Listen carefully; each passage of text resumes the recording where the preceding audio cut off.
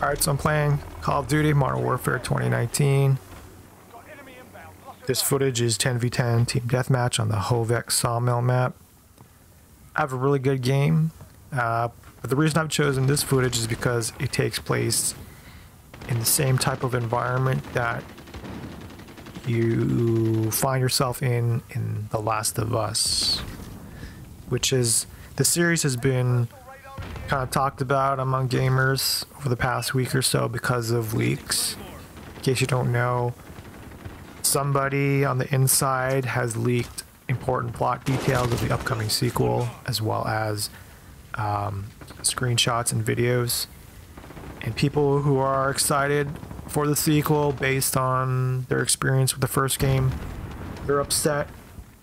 The majority of them are upset about how certain characters are treated based according to the leaked information. Personally, I don't really care, honestly. I mean, I didn't play the first game. I just watched a YouTube playthrough.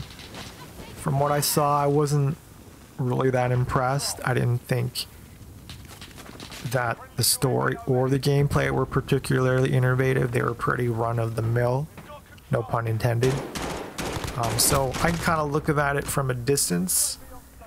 I won't spoil the plot details that apparently seem to be true, but I will kind of touch on like a lesser controversy, a lesser issue that some people have with some of the information that's been leaked. So specifically it has to do with how it seems like for a big part of the game you're going to play as a transgendered character, and I think based on what I've read and what I've heard, I think people are kind of upset.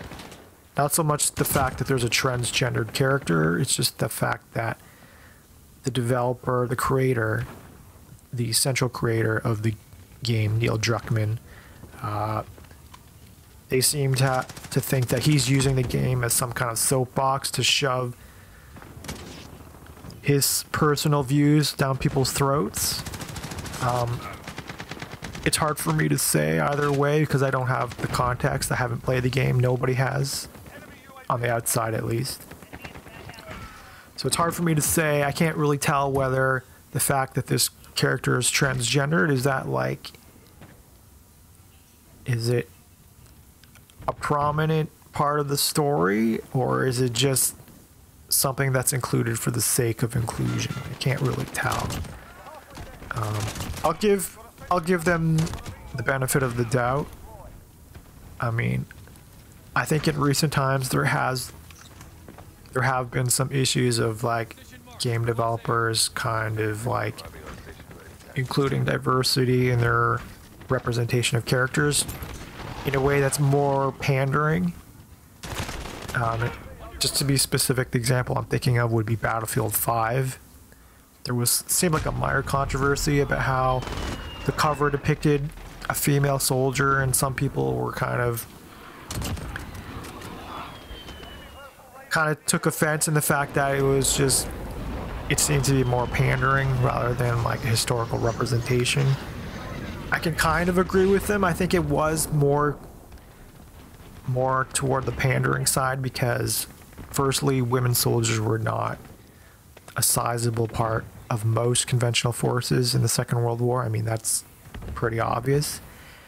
But also secondly, that particular female character was not really, from what I could tell, was not the star of the game itself. But if you compare, like, say Battlefield 1, there's like a black soldier who's on the cover.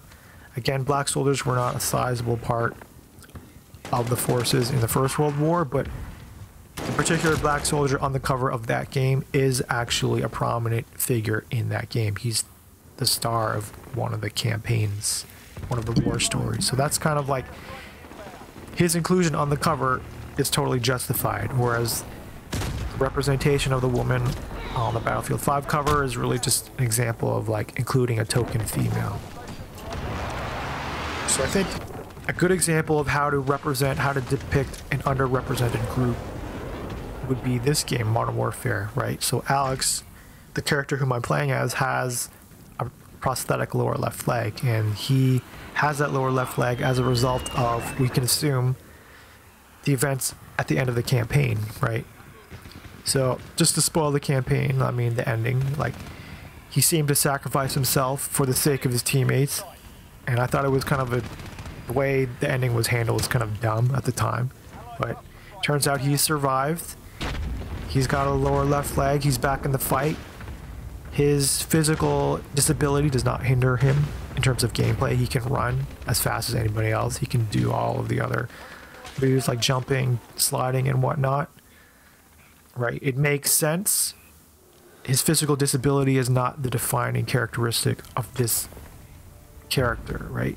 You see he's got a lower left leg. Oh, he's got a lower left leg. Like a prosthetic lower left leg. It's not something that you dwell upon. I think that's the sort of representative diversity that makes total sense, and that's the way it should be done. It's not